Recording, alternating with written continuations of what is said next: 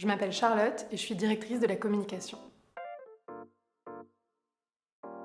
Une directrice de la communication a deux grandes missions. La première, c'est la communication interne et la deuxième, c'est la communication externe. La communication interne, c'est un but de moteur dans l'entreprise. En fait, c'est la personne qui va donner l'énergie, la motivation à l'ensemble des salariés via le fait de leur partager la vision et l'activité de l'entreprise au quotidien. La deuxième mission, c'est la communication externe et là, son rôle, c'est de formuler des messages à la fois justes et fidèles à l'entreprise qui vont exprimer ce qu'elle est et ce qu'elle fait au reste du monde. En sortant de Sciences Po, j'ai rejoint le groupe Danone, au sein duquel je suis restée pendant 8 ans et où j'ai alterné des jobs très différents, allant du commercial à la communication, mais également en marketing. Et j'ai même eu un projet d'entrepreneuriat social au sein du groupe. Ensuite, je me suis dit que j'avais envie d'une plus petite structure avec plus de responsabilités et c'est là que j'ai rejoint Upslide il y a 1 an maintenant en tant que directrice de la communication. On peut avoir besoin d'une directrice de la communication à tous les niveaux, mais c'est vrai qu'il faut avoir atteint une taille d'entreprise suffisante, je dirais 10-20 personnes, pour pouvoir avoir ce genre de personnes dans l'équipe. Et ensuite, ça va jusqu'au grand groupe, c'est-à-dire qu'il n'y a pas un grand groupe du CAC 40 qui n'a pas sa direction même de communication avec toute une structure qui lui est liée.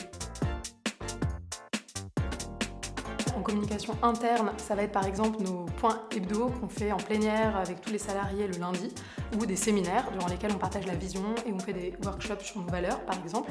Et en externe, ça va être des événements physiques également, comme par exemple la participation à des salons ou l'organisation chez nous de petits déjeuners ou de soirées. Donc sur le digital, ça concerne notre site internet et également toutes les landing pages que l'on crée avec des téléchargements vers tous nos contenus, donc nos livres blancs, nos infographies, nos supports. La directrice marketing va plus s'orienter sur le business, donc elle va se focaliser sur la cible client et va avoir des indicateurs business derrière. Alors que la responsable de la communication va avoir des indicateurs de notoriété et d'image vis-à-vis d'une cible beaucoup plus large et en plus vis-à-vis d'une cible en interne. Se confondre avec son entreprise, on porte la voix de l'entreprise et donc il faut toujours bien se dissocier et avoir cette idée en tête tout le temps. La première équipe avec laquelle je travaille, c'est l'équipe marketing et communication. On est toute une équipe qui rédige des contenus, qui trace la route. La deuxième, c'est le studio graphique, avec lequel on met en forme ce qu'on a pensé avec le reste de l'équipe communication. La troisième, ça va être le comité de direction, qui permet de donner la route, les messages, les visions, et que je vais retranscrire derrière. La dernière, je dirais que ce sont les clients, avec lesquels on challenge un petit peu nos messages et avec lesquels on travaille également. On arrive dans une petite structure, ça va aller entre 40 et 50 cas, et alors que dans des grands groupes, ça va plutôt avoisiner les 100-200 cas. Pour trouver le bon ton dans les communications, d'abord j'observe, j'écoute et je regarde l'entreprise vraiment de façon très attentive pour pouvoir derrière lui donner une voix. Concrètement, dans l'entreprise dans laquelle je suis aujourd'hui, j'ai observé les fondateurs, leur façon de s'exprimer, leur façon de travailler, tout ce qu'ils avaient fait historiquement dans l'entreprise depuis 2009 et ça m'a permis d'écrire les messages et de trouver la bonne tonalité.